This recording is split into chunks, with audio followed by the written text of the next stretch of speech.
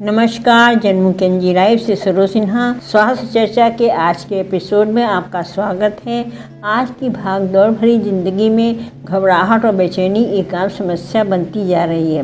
दिल की धड़कन तेज होना, बिना वजह डर लगना, नींद ना आना या अचानक पैनिक महसूस होना, क्या ये सिर्फ तनाव है या किसी गंभीर मानसिक समस्या का संकेत? आज हम मनोरोग विशेषज्ञ डॉक्टर श्रेयांश द्विवेदी से जानेंगे कि एंजाइटी यानी घबराहट की असली वजह क्या है, इसके लक्षण कैसे पहचानें और इससे बाहर निकलने का सही तरीका क्या है। घबराहट और बेचैनी क्या होती है, आम तनाव से कैसे लगे?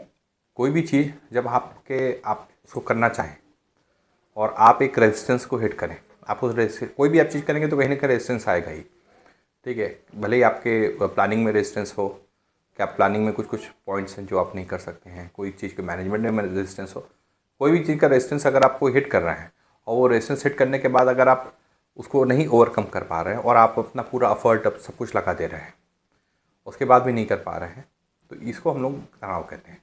कोई भी चीज़ आप किसी भी रेजिस्टेंस को हिट करेंगे वो कहेंगे, वो रेजिस्टेंस मानसिक हो सकता है, किसी भी ढंग का हो सकता है। और ये घबराहट बेचैनी जब आप उससे रिलेटेड जो थॉट्स हैं, ठीक है, आप उसको जैसे आपको एक अजीब सा डर लगा रहना, ठीक है, भय बिना अगर कारण के आपको समझे तो उसको हम लोग घबराहट कहेंगे। आपको कोई भय लग रहा है तो उसका आपको कारण दिख रहा है, सपोज आप किसी जगह रात में हैं, अंधेरे से भय लग रहा है तो उसको कहेंगे भय, क्योंकि आपको एक कारण दिख रहा है कि भाई अंधेरा है। कोई आपको कोई कारण नहीं दिख रहा है, उसके बावजूद भय हो रहा है तो उसको हम लोग घबराहट या बेचैनी कहेंगे। तनाव एक कारण है और घबराहट बेचैनी एक लक्षण है। तो आजकल इस समस्या के मामले क्यों बढ़ते जा रहे हैं? क्या यह मानसिक बीमारी है या सामान्य मनोस्थिति भी हो सकती है? देखिए, ये सामान्य तो नहीं है, थोड़ा बहुत घबराहट को हम लोग बहुत नॉर्मल मानते हैं। जब मान लिया आपको कोई चीज़ की घबराहट हो रही है कि आप वो काम करना है और आप उस चीज़ को कर नहीं पा रहे हैं, तो हल्का सा आपको घबराहट की वजह से आप उसके लिए और उपाय ढूंढेंगे और अपने एफर्ट लगाएंगे, तो यहाँ तक चीज़ें नॉर्मल मानी जाती हैं कि आप यहाँ तक होता है, जिसको हम लोग पॉजिटिव लेते हैं। लेकिन जब एक बार घबराहट इतनी ज़्यादा बढ़ जाए कि उससे आप अपने डेली रूटीन की एक्टिविटीज़ नहीं कर पाएँ, बाकी चीज़ों को नहीं कर पाएँ, तब वो चीज़ें आपकी अब नॉर्मल मानी जाती हैं। ये समस्या कि आजकल भौतिकतावादी जीवन ज़्यादा हो गया है। ठीक है, हर एक व्यक्ति को अपना घर चाहिए, अपनी गाड़ी चाहिए, अपना बैंक बैलेंस चाहिए, सब कुछ चाहिए। तो इतने छोटी सी चीज़ों में, और चूँकि जनसंख्या बहुत ज़्यादा है, एफर्ट्स बहुत कम है, तो इसकी वजह से हम उस चीज़ को अच्छे से कर नहीं पाते हैं। तो ये भौतिकतावादी बढ़ना, कम आध्यात्मिक होना, ये सब चीज़ें एक बहुत प्रमुख कारण है कि ये मानसिक बीमारियाँ आज के ज़माने में बढ़ रही हैं, तेज़ी से बढ़ रही हैं। किस उम्र के लोग इससे सबसे ज़्यादा प्रभावित हो रहे हैं? ऐसा कोई खास उम्र नहीं है, सभी उम्र में अपनी परेशानियाँ होती हैं। हम लोग के यहाँ बच्चे भी ऐसे आते हैं कि 12-13 साल के बच्चे हैं, या इवन और भी कम एज के भी आते रहते हैं, क्योंकि लेकिन 12-13 साल से एक पीक शुरू हो जाता है जहाँ पे दिखना कि भाई आपको बीमारियाँ हो रही हैं, दिन प्रतिदिन बीमारियाँ बढ़ रही हैं। तो 12-13 साल से शुरुआत हो जाती है और ये चलती रहती है आपके लाइफ में अलग, जैसे कभी पढ़ाई से रिलेटेड हो रहा है, कभी जॉब से रिलेटेड रह रहा है, कभी व्यक्ति बहुत लंबा कई साल तक उसने प्रिपरेशन की है और कुछ उसको अच्छे से पॉजिटिव रिजल्ट नहीं निकला है।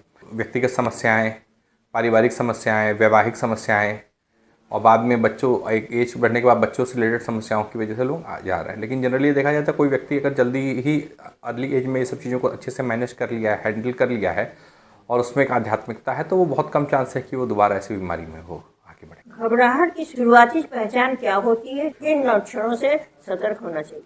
एक अनजाना भय, कंसंट्रेशन की कमी, किसी काम में मन नहीं लगना, कभी कभी नींद की समस्याएं होना, ये इनके शुरुआती लक्षण हो सकते हैं।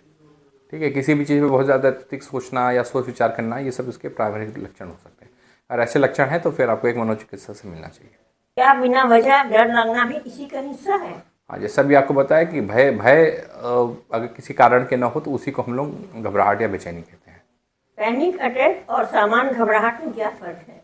सामान्य घबराहट कई बार कोई थॉट प्रोवोक कर सकता है, कई बार कोई सिचुएशन प्रोवोक कर सकती है, कोई मेंटल इमेजिनेशन भी प्रोवोक कर सकता है, तो ये आपकी हो गई साधारण घबराहट। और पैनिक अटैक ये होता है कि आपकी एक्सट्रीम घबराहट इतना हो कि इंसान को लगे कि वो मर जाएगा, और ये बहुत शॉर्ट ड्यूरेशन के लिए हो रही है, जैसे 10 मिनट 15 मिनट में हो रही है, बहुत ज़्यादा हो रही है, तो वो पैनिक अटैक है। तो पैनिक अटैक की इंटेंसिटी बहुत ज़्यादा होती है लेकिन ड्यूरेशन बहुत कम रहता है। लेकिन सामान्य घबराहट की इंटेंसिटी पैनिक डिसऑर्डर से कम रहती है लेकिन उसका ड्यूरेशन बहुत लंबा होता है।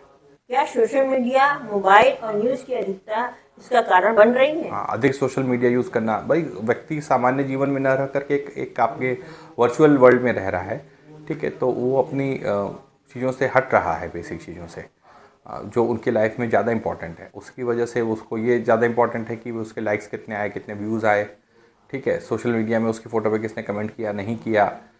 सोशल मीडिया में चीज़ें कंटेंट बनता है वो ओरिजिनल नहीं होता है, वो ओरिजिनलिटी वैसी नहीं होती, ये चीज़ें कंटेंट बनाई जाती है। तो जब इंसान ओरिजिनलिटी से दूर जाएगा तो ये सब समस्याएं उसकी धीरे धीरे बढ़ती जाती हैं। और कई बार कुछ समाचार ऐसे होते हैं जो कि थॉट प्रोवोकिंग है, क्योंकि समाचार हम लोग के यहाँ समाचार की तरह नहीं दिखाए जाते हैं, उसको पूरे एनालिसिस करके दिखाया जाता है।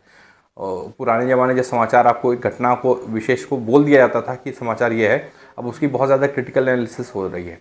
ये भी बहुत बड़ा कारण है कि आज के ज़माने में ये चीज़ें बढ़ रही हैं। और बहुत से लोगों को तो अब ये इंफॉर्मेशन से ज़्यादा ये अब एंटरटेनमेंट का एक वो चीज़ बन गई है, तो ये कहीं ना कहीं बीमारी का भी कारण बन सकता है।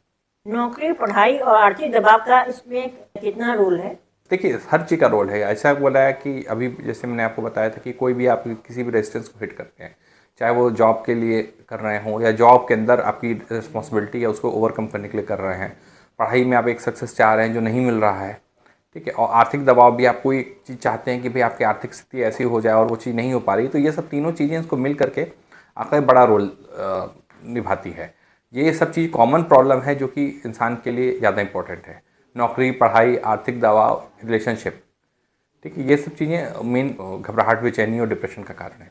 क्या पारिवारिक माहौल और बचपन के अनुभव भी जिम्मेदार होते हैं? जी, पारिवारिक माहौल, जैसा अभी बताया कि पारिवारिक माहौल में आपको स्ट्रेस को देखना, ऐसे कई जगह लोगों को आदत होती है कि जैसे कोई भी स्ट्रेस आ गया तो गुस्सा हो गए, ठीक है, तो वो बच्चे कभी किसी अपने पेरेंट्स को या अपने बड़े लोगों को देख के नहीं सीख पाते हैं कि अपने तनाव में हमें शांत रह के अधीर नहीं बिना हुए ये चीज़ को करना चाहिए।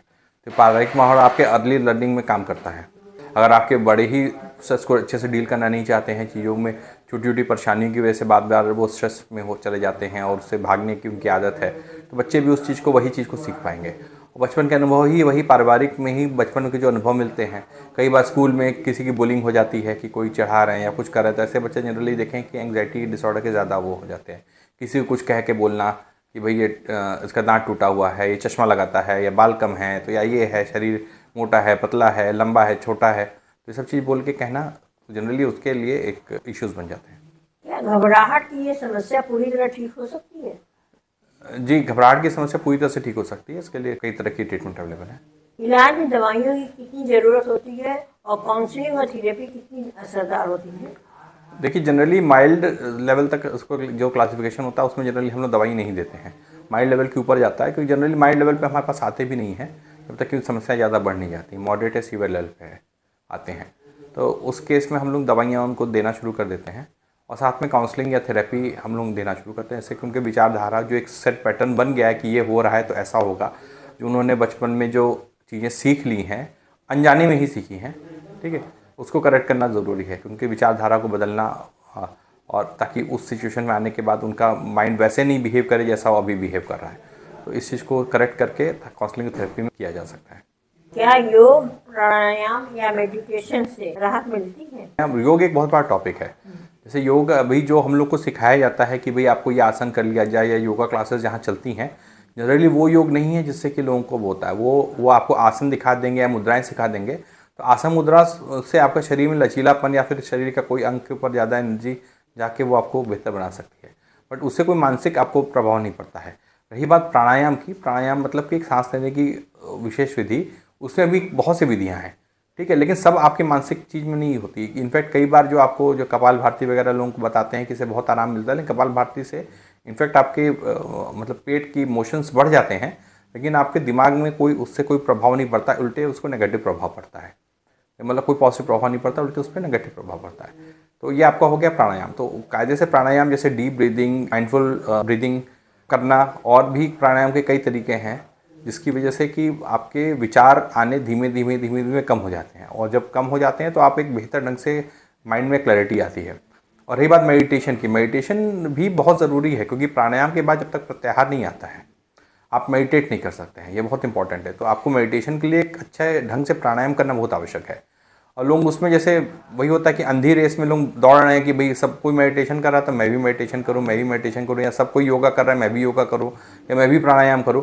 तो इस ढंग से नहीं होता, इसको बहुत सिस्टमाइज तरीके से, और चूंकि कई योगा इंस्ट्रक्टर को नहीं पता कि इससे क्या होगा, ठीक है, वो एक बार उन्होंने 8 से 9 मुद्राएं सिखानी है तो सब सिखा देंगे, या सब मेडिटेशन दिखाना है तो एक दिखाएंगे जो एक चीज़ को बढ़ाता है, वो फिर उसके बाद उल्टा सिखा देंगे, तो आपको किसी का आपको हेल्प नहीं मिल पाती है।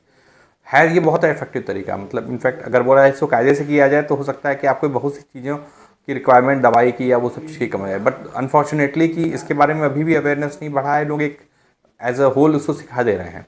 लेकिन कोशिश ये रहे कि उसके लिए स्पेसिफिक चीज़ों को किया जाए। क्या इस समस्या को नज़रअंदाज करना खतरनाक हो सकता है? देखिए, इस समस्या को, कोई भी समस्या को नज़रअंदाज करना तो दिक्कत प्रॉब्लमेटिक होता ही है। इस समस्या को नज़रअंदाज करने से ये हो जाता है कि आप कोई भी चीज़ को लाइफ में आगे बढ़ने में आपके लिए ब्रेक लग जाता है। कोई भी इस ऑब्स्टेकल या कोई समस्याओं को, जब तक आप, कोई भी व्यक्ति सक्सेसफुल तब होता है जब आपकी समस्याओं को सक्सेसफुली क्रॉस करके आगे बढ़े। अगर आप बहुत पढ़ने में तेज हैं, इसका मतलब ये नहीं कि आप तो लाइफ में सक्सेसफुल हो जाएंगे, क्योंकि आपके सामने कोई समस्या अगर रख दी जाए, अगर आप उससे आप कोलैप्स कर जाएंगे आपका मेंटल एबिलिटी, तो फिर आप आगे सक्सेसफुल होना बहुत मुश्किल हो जाएगा। कोई भी लाइफ में सक्सेसफुल होने के बहुत ज़रूरी है कि आप मेंटली स्टेबल हो जाएं। मेंटली स्टेबल होने के लिए आपको लिए साथ ये जो मानसिक प्रकृतियाँ हैं, जैसे घबराहट, बेचैनी या डिप्रेशन को आपको दूर रखना पड़ेगा। और इसको नज़रअंदाज करने से कई बार लोगों को लाइफ में वो सक्सेस नहीं मिलती जितना वो डिजर्व करते हैं, तो इसको बहुत अच्छे से मैनेज करना बहुत ज़रूरी है। दवा लेने की आदत पड़ जाती है, इस डर में कितनी सच्चाई है? दवाई लेने की आदत पड़ जाती है, हाँ डेफिनेटली। कुछ दवाइयाँ ऐसी हैं, कुछ ही हैं जिसकी जो हैबिट फॉर्मिंग है, लेकिन उसको भी अगर सही ढंग से यूज़ किया है तो उसकी भी आदत नहीं पड़ सकती है। लेकिन मैंने देखा है कि कई लोग हमारे जब क्लिनिक पे आते हैं तो ऑलरेडी बहुत दवाइयाँ ऑलरेडी सेवन कर रहे होते हैं, वो भी बिना डॉक्टर्स के प्रिस्क्रिप्शन के। तो ये बहुत गलत प्रैक्टिस है कि आपको कुछ दवाइयों को, जिसमें हमें पता है कि कुछ दिन के बाद इसको धीमे धीमे हमें कम करके बंद करना है, लोग उसको लेते रहते हैं। और लोग उस दवाइयों को जनरली आइडेंटिफाई कर देते हैं कि ये दवाइयाँ ही मेरे लिए फ़ायदेमंद है, क्योंकि इसको हटाने में मुझे दिक्कत हो रही है। तो एक लेवल के ज़्यादा लेने पे उन दवाइयों को दिक्कत बिल्कुल होती है, लेकिन उसके लिए एक स्पेसिफिक प्रोटोकॉल बना हुआ है कि इन दवाइयों को आप जल्दी से जल्दी हटा दीजिए। और कुछ दवाइयाँ ऐसी हैं कि जो लंबे समय तक लेने के बावजूद भी उनकी आदत नहीं बनती है। तो आपको हर दवाइयों को नहीं कहा जा सकता है कि है, क्योंकि दवाइयाँ भी अलग अलग टाइप की होती हैं, अलग अलग तरीके की होती हैं। तो लेकिन ज़्यादातर जो लोग दवाइयाँ यूज़ करते हैं वो हैबिट फॉर्मिंग नहीं होती हैं। क्या स्कूल और दफ्तरों में मानसिक स्वास्थ्य पर चर्चा जरूरी है? स्कूल और दफ्तरों में बिल्कुल इस मानसिक स्वास्थ्य पर चर्चा होना ज़रूरी है। बच्चों को बचपन से ही इसके बारे में अवेयर करना ज़रूरी है। नशे से दूर रखना, पॉजिटिव थिंकिंग रखना, अच्छी आदतों को डेवलप करना, अच्छे लाइफस्टाइल को डेवलप करना, और साथ में दफ्तरों में भी ये बहुत इंपॉर्टेंट है कि आपको स्ट्रेस को मैनेज करना, कि भी स्ट्रेस आ रहा है तो आप एक कैसे मैनेज किया जाए, इसके बारे में हम लोग को डिस्कशन होना ज़रूरी है। किन संकेतों पर तुरंत डॉक्टर से संपर्क करना चाहिए? देखिए, मानसिक स्वास्थ्य के लिए बहुत इंपॉर्टेंट है कि कोई भी समस्या जिसमें नींद, भूख, इमोशंस में चेंज, बिहेवियर में चेंज, या कोई एबनॉर्मल बिहेवियर, इमोशन, मूड अगर आपको आए, कंसंट्रेशन में इशू आए, तो आपको डॉक्टर से संपर्क कर लेना चाहिए। आपकी ओर से दर्शकों के लिए एक सरल और ज़रूरी सलाह। देखिए, जैसे शरीर के बाकी अंग होते हैं उस ढंग से दिमाग भी हमारे शरीर का एक इम्पॉर्टेंट अंग है। जनरली लोग इसको खुद से मान करके इसको समझते हैं कि भाई मेरा दिमाग खराब है, क्या मैं पागल हूँ क्या, करके इसको लेकर के जनरली मानसिक स्वास्थ्य की अवहेलना होती है। मानसिक स्वास्थ्य की अवहेलना नहीं करनी चाहिए। दिमाग ही सबसे इम्पॉर्टेंट चीज़ है। हमारे हार्ट का करीब 25% ब्लड सप्लाई वहीं जाती है, और ये बहुत इंपॉर्टेंट अंग है जो कि शरीर के बाकी अंगों को ये लोग कंट्रोल करता है। ये समझना बहुत ज़रूरी है कि ये भी एक अंग है, ये मैं नहीं हूँ। लोगों को लगता है कि ये मैं हूँ और ये अंग नहीं है, ठीक है। लोग दिमाग से खुद को आइडेंटिफाई करते हैं, तो पहले को खुद को दिमाग से आइडेंटिफाई करना पड़ेगा। जैसे बाकी अंग में इश्यूज़ हो सकते हैं, दिमाग में भी इशू हो सकते हैं। दिमाग एक प्रोसेसिंग यूनिट है जो आपके सारे इनपुट्स और सब कुछ चीज़ों को लेकर के प्रोसेस करके आपको दिखाता है। तो बेसिकली आप दिमाग के अंदर कहीं बैठे हुए हैं, जो दिमाग में जो चल रहा है उसको देख रहे हैं, और अगर आप इस ढंग से इस चीज़ को लेंगे तो बेहतर ढंग से अब इस चीज़ को हम लोग करेक्ट कर पाएंगे। तो ये समझना बहुत ज़रूरी है कि आप दिमाग नहीं है, आप दिमाग को ऑब्जर्व करने वाले ऑब्जर्वर हैं। और जब स्वयं से दिमाग लोग समझ लेते हैं कि ये दिमाग है, तो तब लोगों को एक्सेप्टेंस में इशू आता है, लेकिन ऐसा नहीं समझना चाहिए।